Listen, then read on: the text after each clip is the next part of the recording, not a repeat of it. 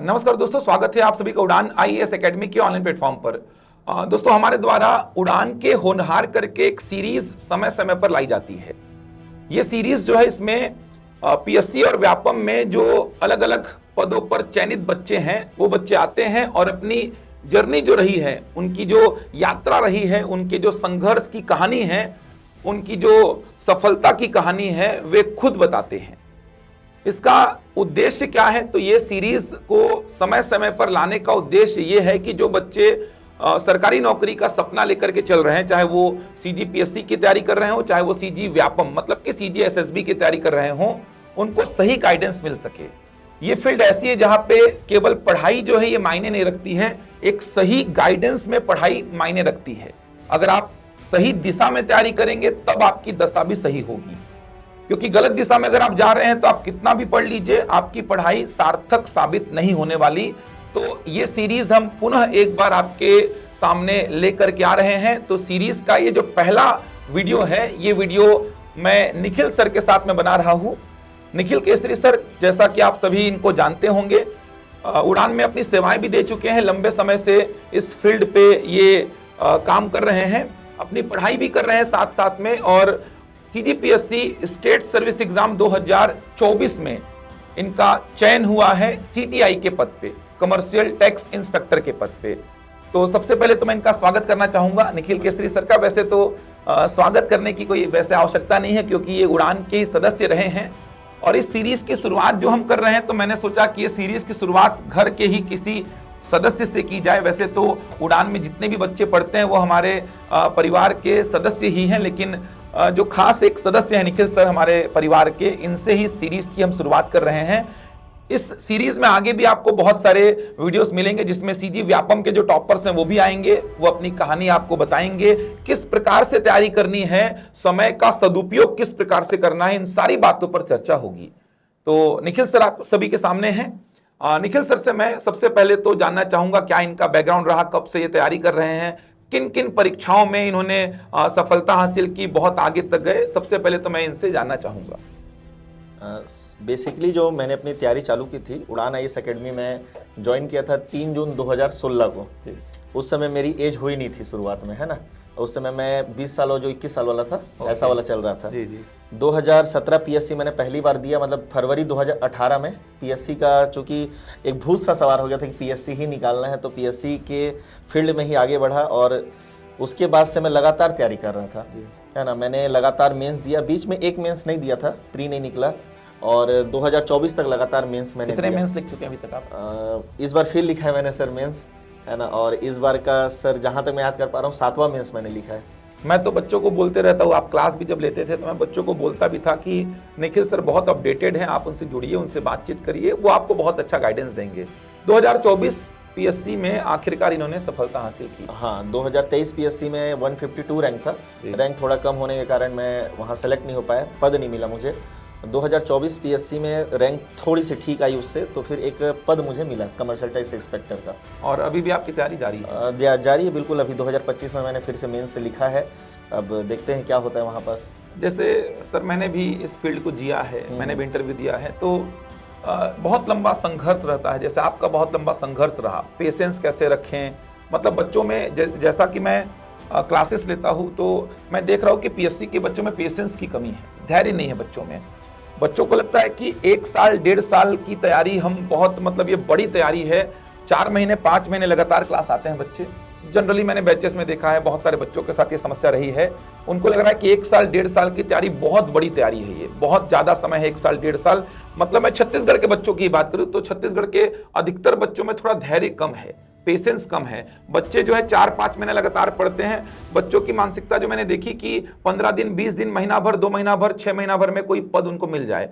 तो ये इतना लंबा जो आपका पेशेंस था, बच्चों को कुछ बताना चाहेंगे कि किस प्रकार से पेशेंस बना के रखिए, क्योंकि ये फील्ड जो है खाली हाथ तो नहीं भेजेगी आपको। बिल्कुल सर, एक्चुअली में होता क्या है ना, कि हम आसपास के माहौल से ना वो हो जाते हैं, मतलब बहुत ज़्यादा वहाँ से ग्रैब करने लगते हैं कि भाई इसका तो हो रहा है, इसका नहीं हो रहा है है ना, बहुत लंबे समय तक हम लाइब्रेरी में बैठे रहते हैं तो वहाँ देखते हैं कि बहुत सारे बुक्स पढ़ रहे बच्चे, है ना। क्लासरूम में बच्चे इसलिए कम आना चालू हो जाते हैं, क्योंकि मैं भी जब क्लासरूम में था, है ना, तो उस समय भी ये समस्या थी, ऐसी नहीं कि नहीं थी, है ना, परंतु इतनी नहीं थी उस समय, क्योंकि उस समय ऑनलाइन मार्केट कम था, तो ऑनलाइन उनको सुविधा नहीं मिल पाती थी, इसलिए ऑफलाइन ज़्यादा आते थे वो। अब क्या हो गया कि उनको लगता है कि ऑनलाइन में मुझे मिल जाएगा तो मैं क्लास क्यों जाऊं, है ना, वो इस किताब से पढ़ा तो मैं इस किताब को पढ़ूं, वो गलत मुझे कर रहा है।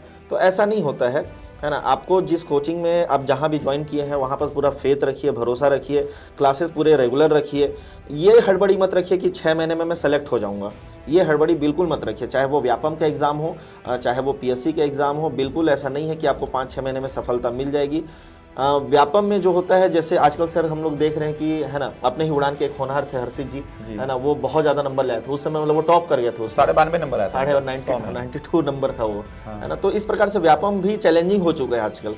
और व्यापम में मैंने ये भी देखा है कि बहुत सारे बच्चे ऐसे हैं जो लंबी तैयारी पे बैठे हुए हैं, 3 साल 4 साल वाले हैं, वो वहाँ पर ज़्यादा अचीव कर पा रहे हैं।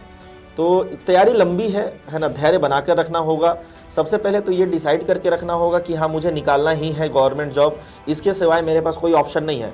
अगर आपके पास ऑप्शन है तो फिर वहाँ आप जाइए, क्योंकि प्राइवेट सेक्टर भी बहुत अच्छा है, वहाँ भी आप अपना कैरियर बहुत अच्छे से बना सकते हैं। अगर सरकारी में कैरियर बनाना ही है तो बिल्कुल पेशेंस चाहिए, एक कंटिन्यूटी में तैयारी चाहिए, बार बार रिविज़न चाहिए, है ना, और एक धैर्य भी चाहिए। तो उसके बाद ही आप मान के चलिए कि आपका बिल्कुल सिलेक्शन होगा। और बस ये कहूँगा सर लास्ट में कि ऊपर वाले पे भरोसा जो है वो बिल्कुल बना के रखिए। कई बार ना हम खुद पे भरोसा तोड़ देते हैं, इस कारण से वो ऊपर वाला भी हमारा साथ नहीं देता है।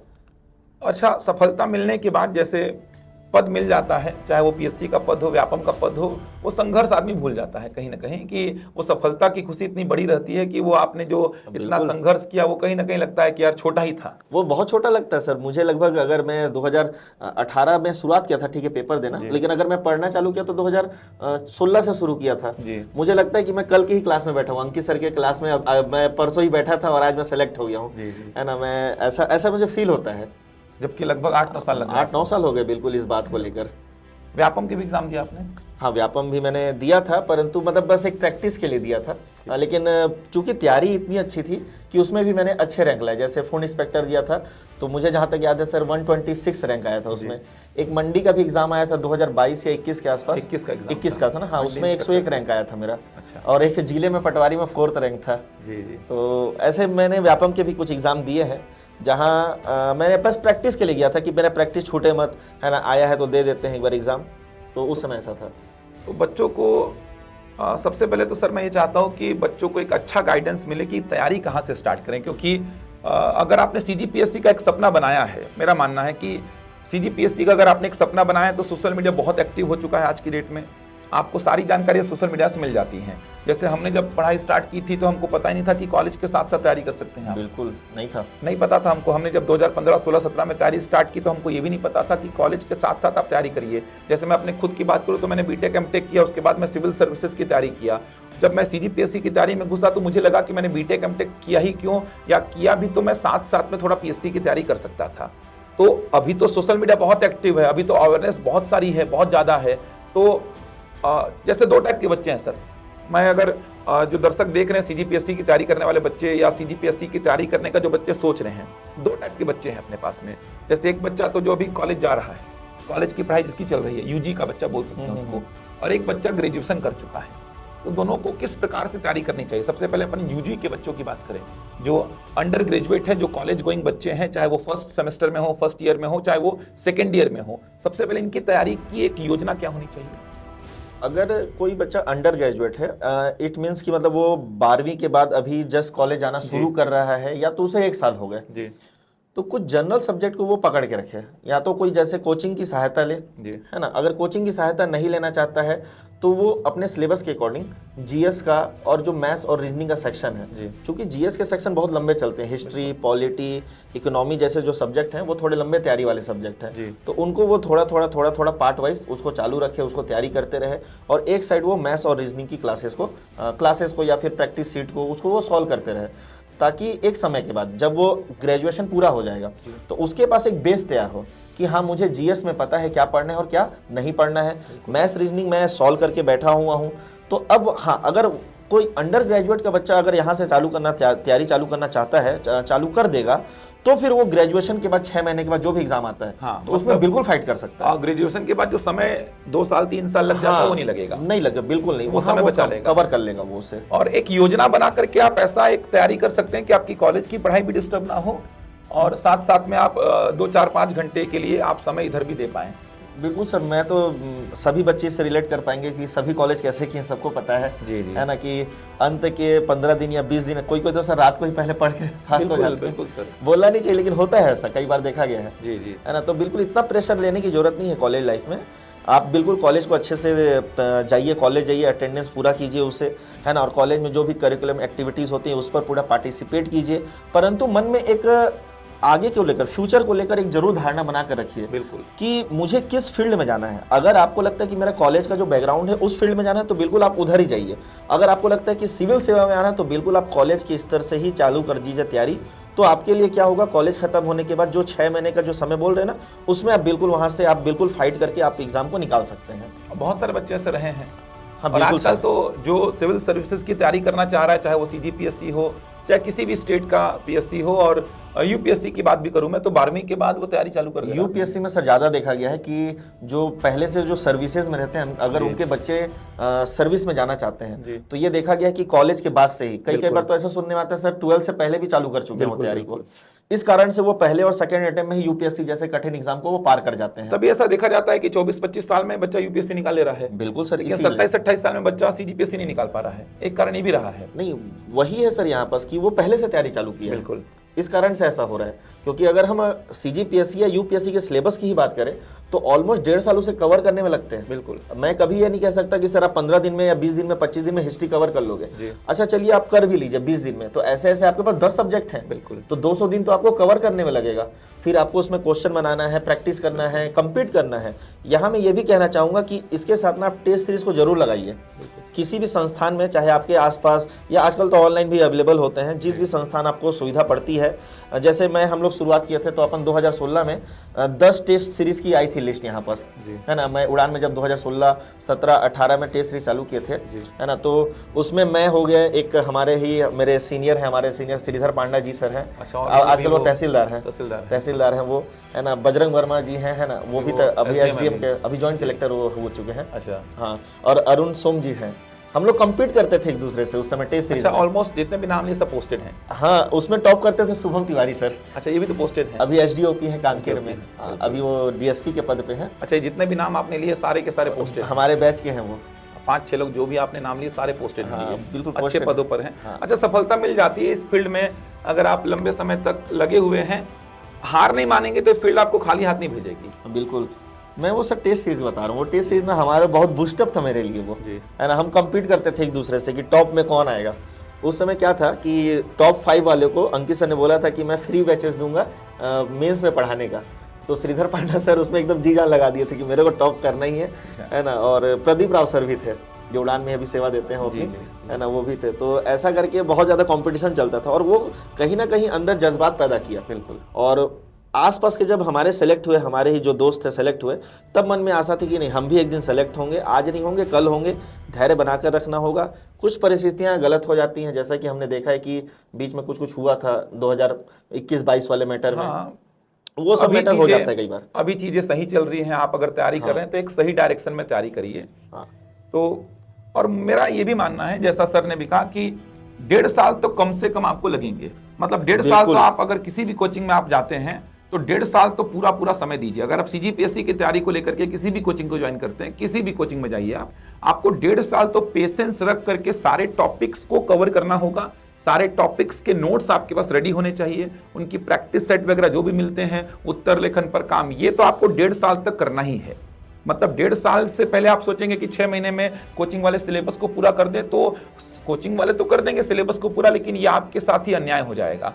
1.5 साल इतना बड़ा सिलेबस है। आप CGPSC प्री का उठा लीजिए सिलेबस को, मेंस का उठा लीजिए, इतना बड़ा सिलेबस है कि आपको 1.5 साल तो कम से कम क्लासेस कंटिन्यू करनी है। और ऐसे बहुत सारे एग्जांपल्स मैं आपको गिना सकता हूँ। एक रश्मि पोहा करके लड़की थी सर, जो DC बनी थी, मुझे अच्छी से याद है। क्लासरूम भी सर ये आपका जो 9 नंबर क्लासरूम है वहां पर बैठती थी, वो मुझे अच्छी से याद है। कोई बच्चा आए कि मत आए, वो लड़की आती थी, अपना नोट्स रेडी करती थी, उसको किसी से मतलब नहीं था। अगर एक बच्चा भी उस क्लासरूम का कोई आ रहा है तो वो लड़की खुद होती थी। और आखिरकार सर उसका Selection। पहला अटेम्प्ट में डीसी का पोस्ट मिला उसको सर। ऐसे बहुत सारे एग्जांपल्स हैं मेरे पास में। निशा ठाकुर को देखिए सर, जो निशा ठाकुर निकाली डीएसपी, हाँ, डीएसपी बनी है 22 साल की उम्र में।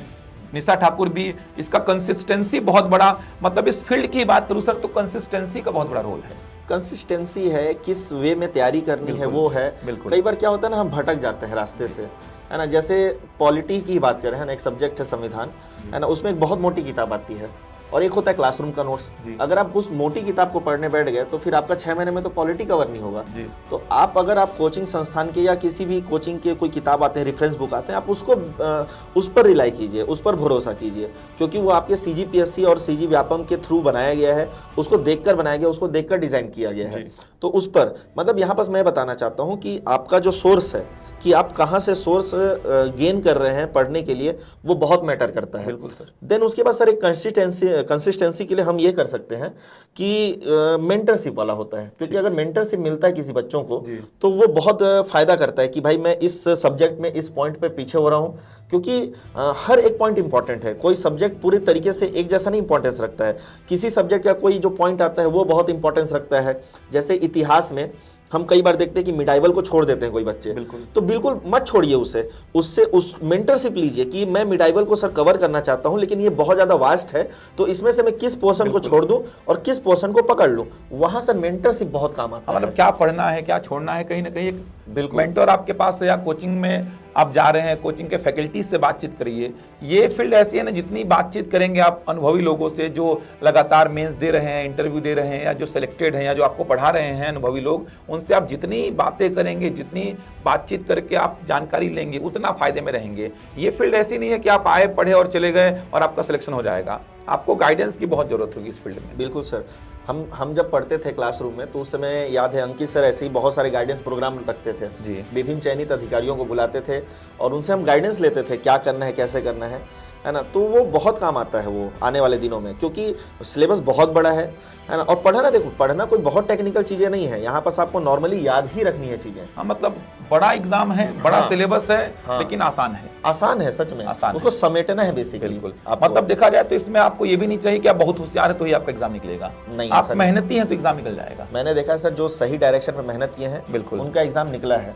अच्छा, मैं भी ये भी बोलते रहता हूँ बच्चों को कि ये होशियार लोगों का एग्जाम नहीं है, मेहनती लोगों का एग्जाम है। मेहनती लोग का है। अगर आप होशियार है तो उसका एडवांटेज लीजिए आप, हाँ, लेकिन ये मेहनती लोगों का एग्जाम है। अंकित सर हमेशा बोलते थे एक बात कि सीजीपीएससी की पढ़ाई नहीं होती है, तैयारी होती है। तो तैयारी करना सीखेंगे तो फिर बिल्कुल होगा वो, और एक सही डायरेक्शन में करेंगे, है ना। जैसे कई बार सर ये भी देखा गया है कि मेंस में बच्चे लिखते नहीं हैं, मेंस का टेस्ट नहीं देते हैं, है ना। क्लासरूम में जब टीचर्स टेस्ट लेते हैं तो नहीं देते हैं वो टेस्ट, है ना। या फिर आप कहीं भी कोचिंग सेंटर में टेस्ट नहीं देते हैं तो फिर आप मेंस में ना आंसर राइटिंग में पीछे हो जाते हैं। बिल्कुल। कोई एक बच्चा सेलेक्ट हो रहा है और कोई नहीं हो रहा है, उसमें क्या डिफरेंस है? यही डिफरेंस है कि उसका आंसर जो प्रेजेंटेबल है वो अच्छा प्रेजेंट कर रहा है। 2022-21 में जब मैं सेलेक्ट नहीं हो पाया, तब मैंने अपने एक मित्र के साथ, है ना, उसको देखा कि क्या कमी है मेरे आंसर में।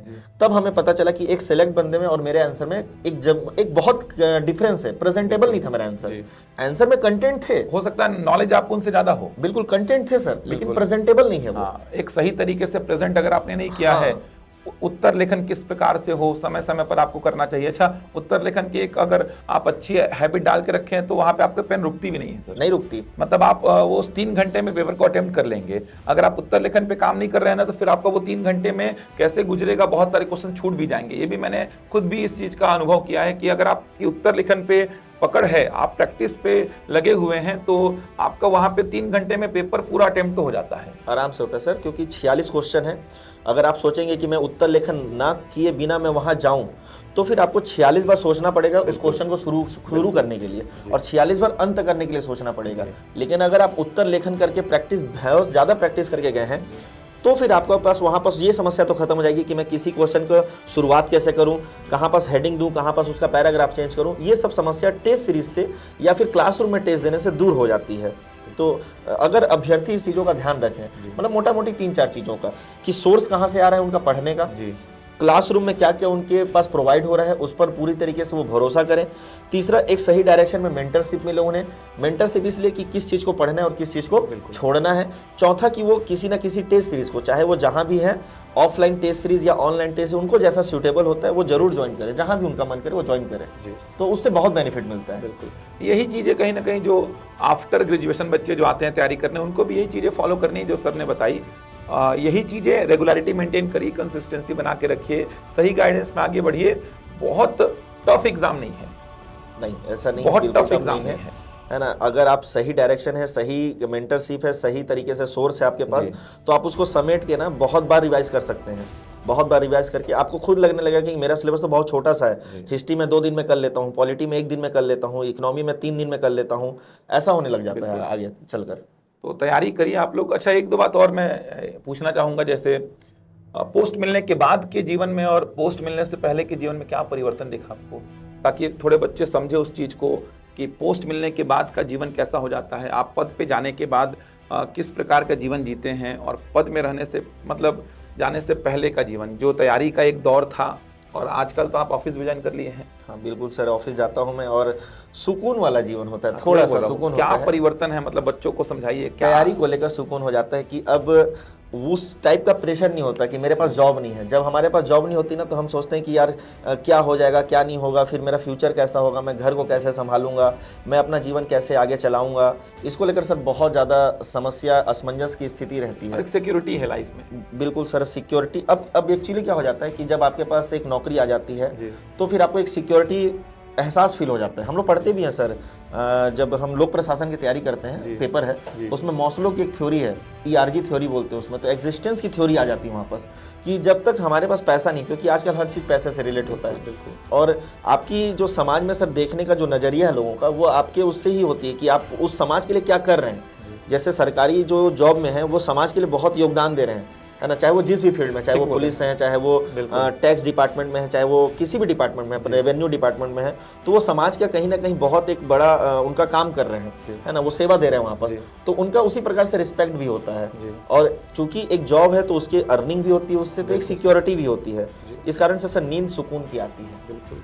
और पद मिलने के बाद परिवार वालों का कैसा एक रिएक्शन रहता है कि लंबे समय से तैयारी कर रहे थे, आखिरकार सफलता हासिल हुई, तो कुछ अगर खास कुछ क्षण, कुछ मोमेंट ऐसे रहे हों जो आप बताना चाहें हमारे जो बच्चे हैं? सर उसमें सभी परिवार का सर बैकग्राउंड अलग अलग होता है। मेन सर इसमें मैं जहाँ तक समझ पाया हूँ, क्योंकि मैं बहुत सारे लाइब्रेरी में जब हम जाते थे तो अलग अलग परिवार के बैकग्राउंड से होते हैं, मतलब सबका पारिवारिक बैकग्राउंड अलग है। जी बिल्कुल। कहीं पैसा ज़्यादा है, कहीं कम है, कोई ग्रामीण क्षेत्र से, कोई शहरी क्षेत्र से है, कोई बिजनेस क्लास से है, और कोई हो सकता है कि सरकारी नौकरी क्लास से है। तो इसमें सबका सर पर्सपेक्टिव अलग होता है। जैसे जिनके घर में थोड़ी सी पारिवारिक स्थिति कम है, तो वो ज़्यादा प्रेशर में रहते हैं, है ना, और उनको ताना भी ज़्यादा मिलता है कि अभी तक कोई कुछ नहीं कर पाया, तू है ना कुछ कर ले, अच्छे से कर ले, या तो प्राइवेट ही ज्वाइन कर ले, या तो काम करने के साथ पढ़ाई कर, ये वाला होता है। बिल्कुल, है ना। तो सबका सर इसमें मैं मानता हूँ कि सबका अलग अलग है। मैं 1-2 बात ये पूछना चाह रहा था आपसे कि वो कोई क्षण याद आ रहा है जिसमें आपको, मतलब पोस्ट मिलने के बाद नौकरी, जिस दिन ये रिजल्ट आया, मेरिट लिस्ट जारी हुई, वो तो परिवार वालों का वो है ऐसा मोमेंट कुछ याद आ रहा ये है सर, वो कलेक्टर सर जब अवार्ड दिए थे, है ना, खासकर मेरी दादी जी को, मैं अपनी दादी जी को लेकर गया था, है ना, क्योंकि मेरे को दादाजी से बहुत प्यार था अपने। दादाजी तो है नहीं, तो मैं दादी जी को, हाँ दादाजी नहीं रहे ना, उनका स्वर्गवास हो गया बहुत पहले जी। तो मैं दादी जी को लेके गया था, मम्मी पापा को लेके गया था। अच्छा। तो कलेक्टर सर ने स्पेशली दादी जी को ही शॉल ओढ़ाया और उनसे बातचीत की कि आपका जो पोता है वो इस पद पे है, आपको कैसा लग रहा है। तो उस समय तो बहुत भावुक हो गई थी, तो मेरे पिताजी और मैं भी शायद भावुक हो गए थे उस समय। तो वो क्षण अच्छा था, बहुत अच्छा था। तो ये मोमेंट जीने होते हैं। हाँ बिल्कुल सर, मतलब इस मोमेंट के टाइम पे ही लगता है आपको कि यार मैंने बहुत बड़ी नौकरी पाई है, हाँ, मैंने बहुत बड़ा काम, कुछ अचीवमेंट है। हाँ, मतलब एक अचीवमेंट मेरे लाइफ में तो आया है। और मेरा मानना है कि पेरेंट्स आपके नाम से जिस दिन जाने जाएंगे, उससे बड़ा क्षण आपके लिए कुछ होगा नहीं। बिल्कुल सर। अगर आप जा रहे हैं, आज आपको आपके पेरेंट्स के नाम से पहचान रहे हैं लोग, आपके पेरेंट्स जाएंगे एक दिन, आपके पेरेंट्स को पहचाना जाएगा आपके नाम से कि ये फलाने के जो डीसी बना था, जो डीएसपी बना था, उसके माता पिता जा रहे हैं। तो आपके नाम से जिस दिन पेरेंट्स पहचाने जाएंगे ना, उस दिन उनके लिए भी सबसे बड़ा ये क्षण होगा और आपके लिए भी सबसे बड़ा अचीवमेंट होगा ये।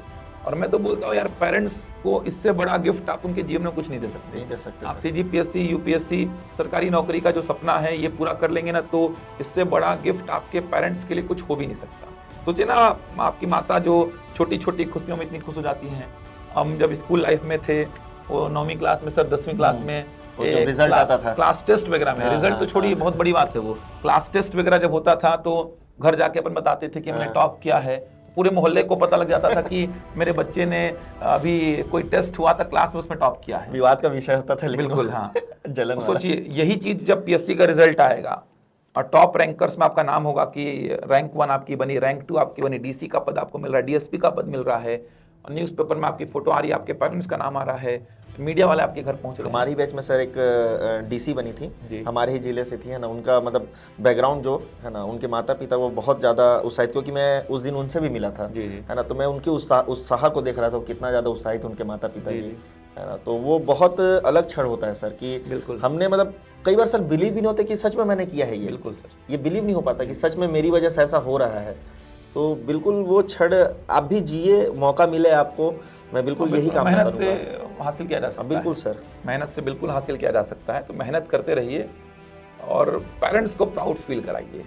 एक टाइम के बाद सब चीज़ें आपको हासिल हो जाएंगी। अभी जितनी भी चीज़ें जो आपको डिस्टर्ब करती हैं, जो चीज़ें मोह माया, दुनियादारी, सबसे दूर रहिए। आप एक डायरेक्शन में अच्छी से बढ़िए, काम की चीज़ों पर ध्यान दीजिए। और मेरा मानना है कि सर, जैसे बच्चे भी बोलते हैं कि 20, 21, 22 साल के दौर पे तैयारी करने आ जाते हैं बच्चे, और फिर वो पैसे का टेंशन लेते हैं कि मैं घर वालों से पैसा ले रहा हूँ, तो सर मैं एक साइड जॉब भी खोज लूँ क्या। तो मेरा तो सजेशन रहेगा कि आप अगर 20, 21, 22 साल के टाइम पे अगर आते हैं रायपुर, बिलासपुर टाइप के शहर में तैयारी करने, और आप अगर सोचते हैं कि पेरेंट्स का पैसा लग रहा है, तो मेरा मानना है कि कोई दिक्कत नहीं है। आप 1 साल 2 साल दीजिए तो अच्छी से, वो पेरेंट्स हैं, वो आपका कर देंगे अच्छी से। आप अगर उनके पैसे को सही जगह पे यूटिलाइज कर रहे हैं, पुस्तकें खरीद रहे हैं, पढ़ाई में आप उनको लगा रहे हैं, तो आप बिल्कुल चिंता मत करिए। आप डीसी डीएसपी बनने के बाद उनको पूरे ब्याज के साथ लौटा दीजिएगा।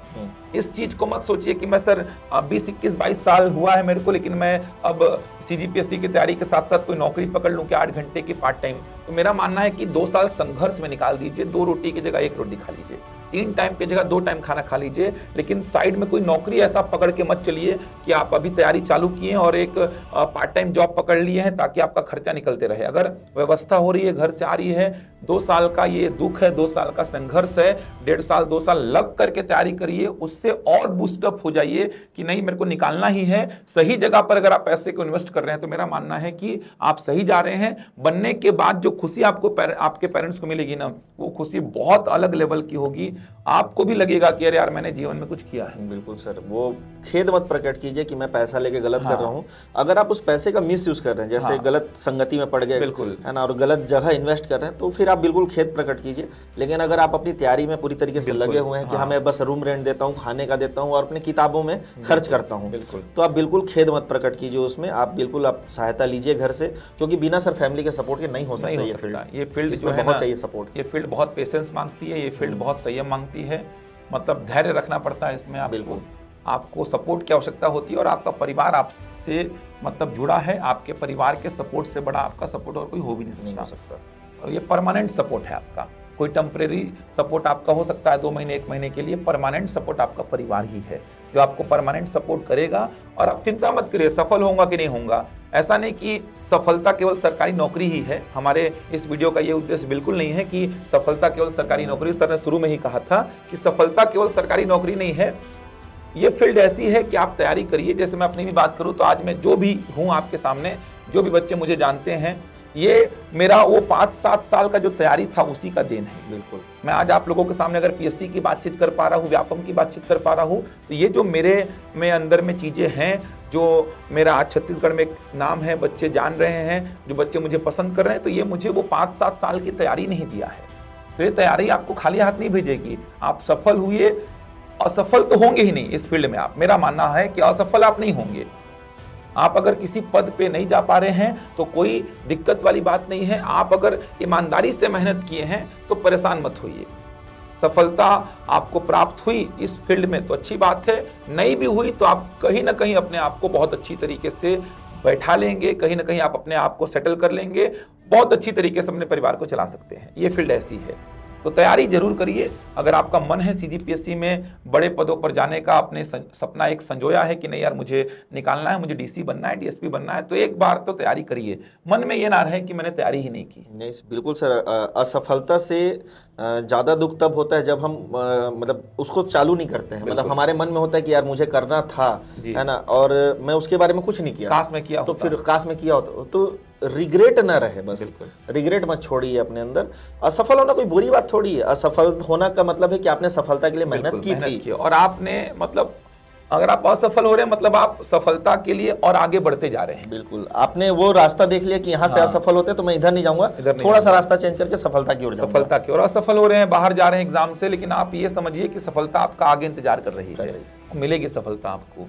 तो तैयारी करिए और उड़ान की शुभकामनाएं आप सभी के साथ में है। उड़ान में आप क्लासेस भी देख सकते हैं। उड़ान में हम सीजीपीएससी, सीजी व्यापम, यूपीएससी की क्लासेस चलाते हैं। बहुत बड़ी टीम है, बहुत बड़ा सेटअप है। छत्तीसगढ़ के लगभग हर संभाग मुख्यालय में उड़ान की शाखा है। छत्तीसगढ़ में कुल 9 शाखाएं हमारी संचालित हो रही हैं। तो उड़ान से भी जुड़ करके आप अपनी तैयारी को एक सही दिशा दे सकते हैं। और इस सीरीज में, ये जो उड़ान की होनहार सीरीज है, इसमें आज की इस वीडियो में इतना ही। हम आगे आते रहेंगे, कुछ और जो टॉपर्स हैं, कुछ और सीजीपीएससी, सीजी व्यापम के टॉपर्स आपसे मिलते रहेंगे, अपनी कहानियां आपसे साझा करते रहेंगे। तो आज की इस वीडियो में इतना ही। धन्यवाद निखिल सर। धन्यवाद।